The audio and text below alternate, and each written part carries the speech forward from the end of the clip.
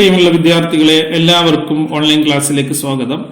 കഴിഞ്ഞ ക്ലാസ്സിൽ നമ്മൾ സബ്സ്ക്രിപ്ഷനുമായി ബന്ധപ്പെട്ട ചില അഡ്ജസ്റ്റ്മെന്റുകളും അത്തരം അഡ്ജസ്റ്റ്മെന്റുകൾ ഉണ്ടാകുമ്പോൾ ഇൻകം ആൻഡ് എക്സ്പെൻഡിച്ചർ അക്കൗണ്ടിൽ ക്രെഡിറ്റ് ചെയ്യേണ്ട സബ്സ്ക്രിപ്ഷൻ എമൗണ്ട് എങ്ങനെ കണ്ടെത്താമെന്നും മനസ്സിലാക്കി. അതുപോലെ തന്നെ ചില എക്സ്പെൻസുകളുമായി ബന്ധപ്പെട്ടും ചില അഡ്ജസ്റ്റ്മെന്റുകൾ ഉണ്ടാവാറുണ്ട്. ഉദാഹരണമായി സാലറി, റെന്റ്, വേജസ് പോലെയുള്ള ഇൻകം ആൻഡ് എക്സ്പെൻഡിച്ചർ അക്കൗണ്ടിൽ ഡെബിറ്റ് ചെയ്യുന്ന എക്സ്പെൻസുകളെ റിലേറ്റ് ചെയ്തുകൊണ്ടും ചില അഡ്ജസ്റ്റ്മെന്റുകൾ ഉണ്ടാവാറുണ്ട്. അപ്പൊ അത്തരം അഡ്ജസ്റ്റ്മെന്റുകൾ ഉണ്ടാകുമ്പോൾ ഇൻകം ആൻഡ് എക്സ്പെൻഡിച്ചർ അക്കൗണ്ടിൽ ഡെബിറ്റ് ചെയ്യുന്ന എക്സ്പെൻസ് എമൗണ്ട് എങ്ങനെ കണ്ടെത്താമെന്നാണ് ഇന്നത്തെ ക്ലാസ്സിൽ വിശദീകരിക്കുന്നത്.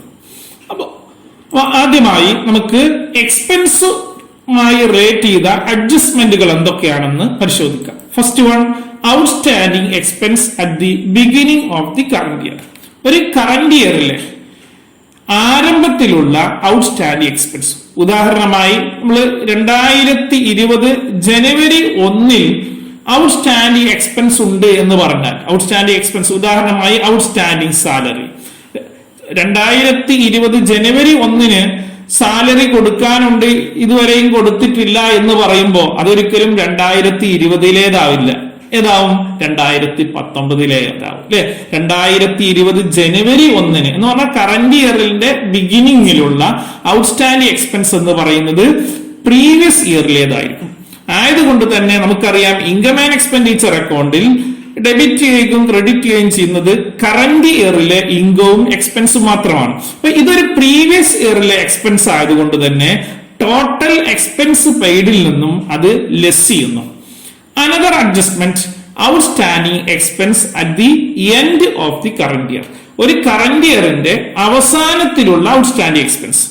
ഉദാഹരണമായി outstanding salary as on 31st December 2020. 2020 December 31 outstanding salary ഉണ്ട് എന്ന് പറഞ്ഞാൽ, 2020 ഡിസംബർ 31 ഔട്ട്സ്റ്റാൻഡിംഗ് സാലറി എന്ന് പറഞ്ഞാൽ സാലറി കൊടുക്കാനുണ്ട്, ഇതുവരെയും കൊടുത്തിട്ടില്ല എന്ന് പറയുമ്പോൾ അത് 2020 കാരണം 2020 ഡിസംബർ 31 ഔട്ട്സ്റ്റാൻഡിംഗ് സാലറി എന്ന് പറയുന്നത്.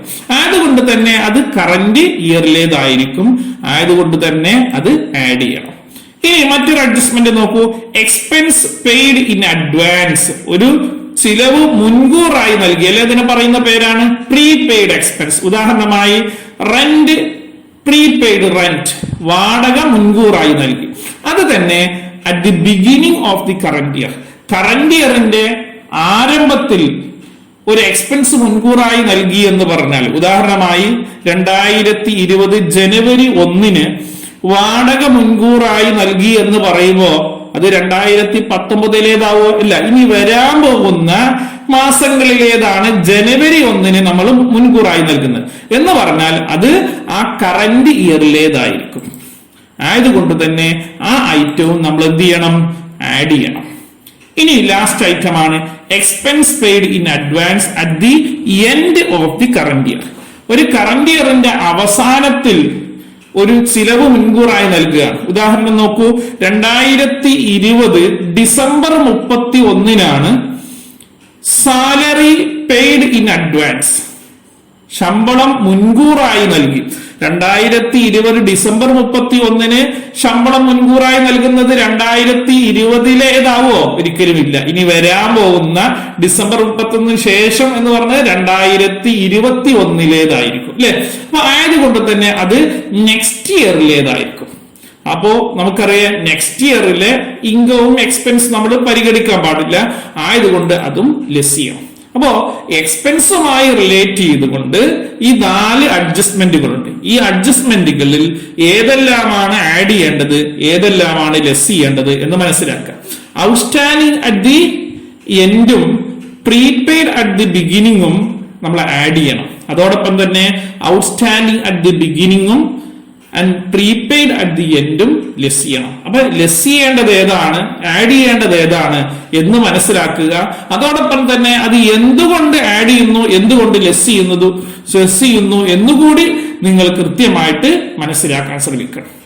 ഇനി ഇതിനെ റിലേറ്റ് ചെയ്തുകൊണ്ട് നമുക്ക് ഇത് തയ്യാറാക്കാനുള്ള ആ സ്റ്റേറ്റ്മെന്റുകൾ മനസ്സിലാക്കാം.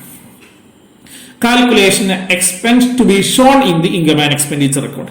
Income and expenditure account-ൽ രേഖപ്പെടുത്തേണ്ട എക്സ്പെൻസ് എങ്ങനെ കാൽക്കുലേറ്റ് ചെയ്യാം, അതിന്റെ ഒരു സ്റ്റേറ്റ്മെന്റ് രൂപത്തിലുള്ള ഒരു സ്റ്റേറ്റ്മെന്റ് ആണ് ഞാൻ ഇവിടെ കാണിക്കുന്നത്. അത് എങ്ങനെയാണ് തയ്യാറാക്കുന്നത് എന്ന് സ്റ്റെപ്പ് ബൈ സ്റ്റെപ്പ് ആയിട്ട് വിശദീകരിക്കുന്നത് ശ്രദ്ധിച്ച് മനസ്സിലാക്കുക. ആദ്യം expense paid during the year, ഈ വർഷം ചിലവിനത്തിൽ നൽകിയ മൊത്തം തുക. ആ മൊത്തം തുകയോടുകൂടി ആഡ് ചെയ്യേണ്ടത് ഏതൊക്കെയാണ്?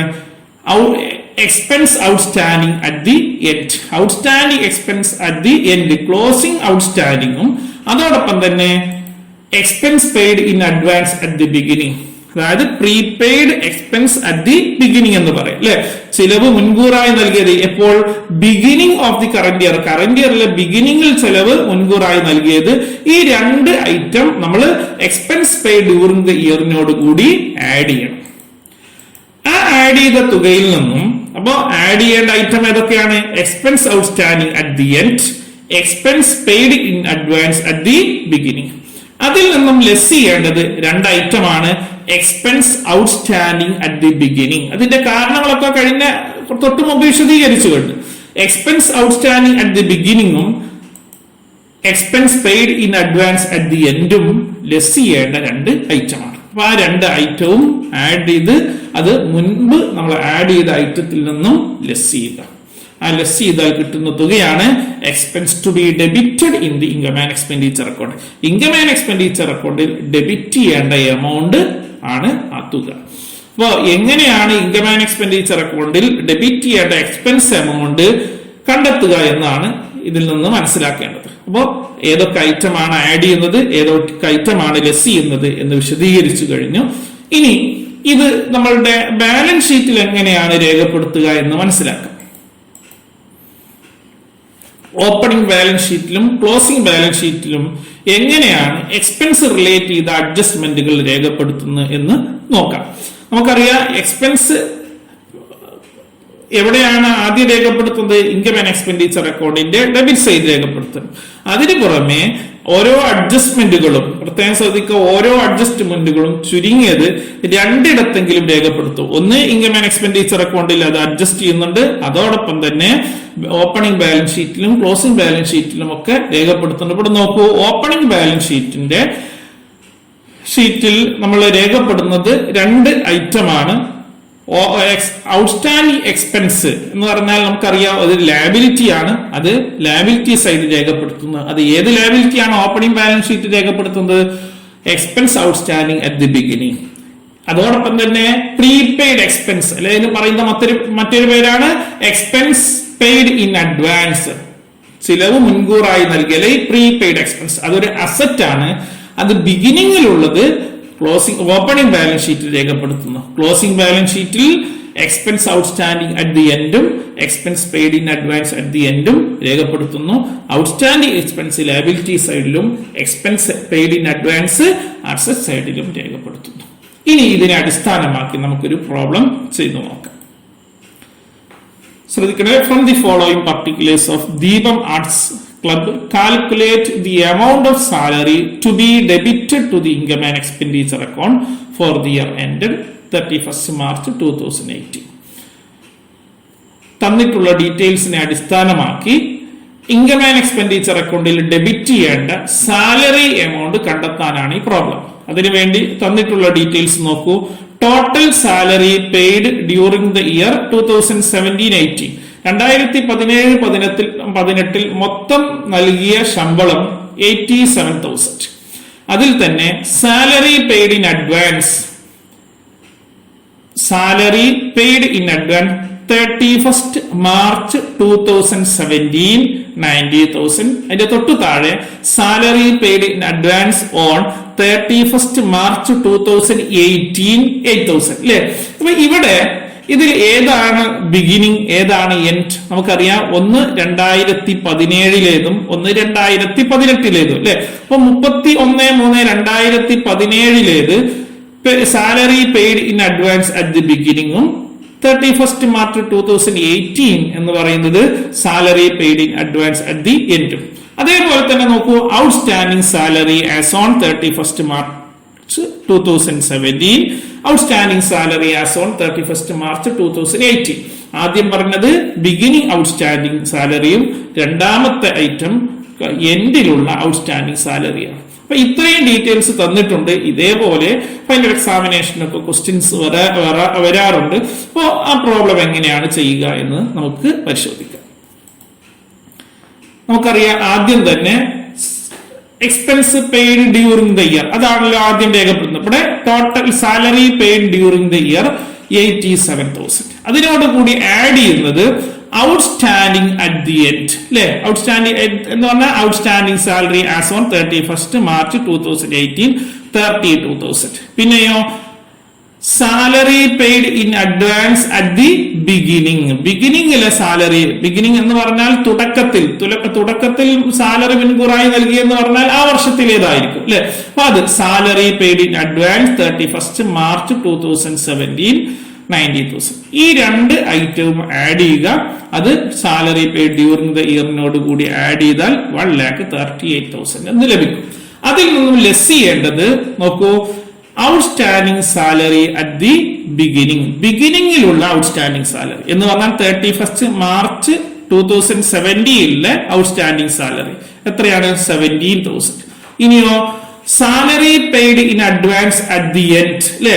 Expense paid in advance at the end, അതേതാണ്? Salary paid in advance on 31st March 2018 എത്രയാണ്? 8,000. ടോട്ടൽ 25,000 ആണ് ലെസ് ചെയ്യാനുള്ളത്. 1,38,000 25,000 ലെസ് ചെയ്ത് കഴിഞ്ഞാൽ 1,13,000 കിട്ടും. അതാണ് salary to be debited in the income and expenditure account. Income and expenditure അക്കൗണ്ടിൽ ഡെബിറ്റ് ചെയ്യാനുള്ള സാലറി എമൗണ്ട്. അപ്പൊ ഇങ്ങനെയാണ് ഇത്തരം പ്രോബ്ലം ചെയ്യുന്നത്. അതോടൊപ്പം തന്നെ ബാലൻസ് ഷീറ്റിൽ എങ്ങനെയാണ് രേഖപ്പെടുത്തുന്നത് നോക്കാം. ഓപ്പണിംഗ് ബാലൻസ് ഷീറ്റിലും ക്ലോസിംഗ് ബാലൻസ് ഷീറ്റിലും നമ്മൾ സാലറി ഔട്ട്സ്റ്റാൻഡിങ് ഓപ്പണിംഗ് ബാലൻസ് ഷീറ്റിലും salary outstanding at the end closing balance ഷീറ്റിൽ രേഖപ്പെടുത്തുന്നു. സാലറി പെയ്ഡ് ഇൻ അഡ്വാൻസ് എന്ന് പറയുന്ന ഒരു അസറ്റ് ആണ്. അത് 31 ഓപ്പണിംഗ് ഡേറ്റിലേത് ഓപ്പണിംഗ് ബാലൻസ് ഷീറ്റിലും ക്ലോസിംഗ് ഡേറ്റിലേത് ക്ലോസിംഗ് ബാലൻസ് ഷീറ്റിലും രേഖപ്പെടുത്തുന്നു. ഇനി നിങ്ങൾക്ക് സ്ക്രീനിൽ കാണാൻ കഴിയുന്നത് നിങ്ങൾക്ക് പ്രാക്ടീസ് ചെയ്യാനുള്ള ഒരു ക്വസ്റ്റ്യൻ ആണ്. ഈ ക്വസ്റ്റ്യൻ നോക്കി നമ്മൾ മുമ്പ് മനസ്സിലാക്കിയ കാര്യങ്ങളുടെ അടിസ്ഥാനത്തിൽ നമ്മൾ ഒരു amount of salary to be debited to income and expenditure account, income and expenditure അക്കൗണ്ടിൽ ഡെബിറ്റ് ചെയ്യേണ്ട സാലറി എമൗണ്ട് കണ്ടെത്തുക. ഇവിടെ ശ്രദ്ധിക്കേണ്ട ഒരു കാര്യം, ചിലപ്പോ ഔട്ട്സ്റ്റാൻഡിംഗ് സാലറി എന്നതിന് പകരം അൺപെയ്ഡ് സാലറി എന്ന് ക്വസ്റ്റ്യനിൽ കാണാറുണ്ട്. അൺപെയ്ഡ് സാലറി എന്ന് പറഞ്ഞാലും സാലറി അൺപെയ്ഡ് അല്ലെങ്കിൽ സാലറി ഡ്യൂ എന്നൊക്കെ വേർഡുകൾ ഉപയോഗിക്കാറുണ്ട്. ഇതെല്ലാം എന്തിനെ തന്നെ സൂചിപ്പിക്കുന്നതാണ്? ഔട്ട്സ്റ്റാൻഡിംഗ് സാലറിയെ സൂചിപ്പിക്കുന്നതാണ്. ഉദാഹരണം, unpaid salary as on 1st January 2016 എന്ന് പറയാറുണ്ട്. എന്തിനു പകരമായിട്ട്? ഔട്ട്സ്റ്റാൻഡിംഗ് സാലറി അല്ലെങ്കിൽ സാലറി അൺപെയ്ഡ് അല്ലെങ്കിൽ സാലറി ഡ്യൂ ഓൺ എന്നൊക്കെ പറഞ്ഞാൽ എന്ത് തന്നെയാണ്? ഔട്ട്സ്റ്റാൻഡിംഗ് സാലറി തന്നെയാണ്. ഇനി സാലറി പെയ്ഡ് ഇൻ അഡ്വാൻസ് എന്ന് പറഞ്ഞാലും പ്രീപെയ്ഡ് സാലറി എന്ന് പറഞ്ഞാലും എന്ത് തന്നെയാണ്? ഒരേ മീനിങ് ആണ്. അപ്പൊ ചില ക്വസ്റ്റ്യനിലൊക്കെ ഇത്തരം വേർഡുകൾ യൂസ് ചെയ്യാറുണ്ട്. അപ്പോൾ നിങ്ങൾക്ക് കൺഫ്യൂഷൻ ആവാതിരിക്കാനാണ് വിശദീകരിച്ചത്. അപ്പോൾ ഇന്നത്തെ ക്ലാസ്സിൽ നമ്മൾ എക്സ്പെൻസുമായി റിലേറ്റ് ചെയ്ത അഡ്ജസ്റ്റ്മെന്റുകൾ എങ്ങനെയാണ് രേഖപ്പെടുത്തേണ്ടത്, അതിന്റെ അടിസ്ഥാനത്തിൽ ഇൻകം ആൻഡ് എക്സ്പെൻഡിച്ചർ അക്കൗണ്ടിൽ ഡെബിറ്റ് ചെയ്യേണ്ട സാലറി എമൗണ്ട് അല്ലെങ്കിൽ എക്സ്പെൻസ് എമൗണ്ട് എങ്ങനെ കണ്ടെത്താമെന്ന് മനസ്സിലാക്കി. Okay, thank you.